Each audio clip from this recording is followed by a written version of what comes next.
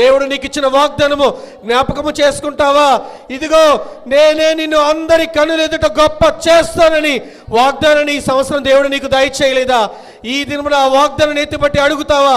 దేవా, నలుగురిలో నేను నిన్ను జ్ఞానపరుస్తున్నాను, అందరిలో నేను నిన్ను హెచ్చిస్తున్నాను, నా జీవితంలో నీవే భాగస్వామివని నేను కొనియాడుతున్నానయ్యా.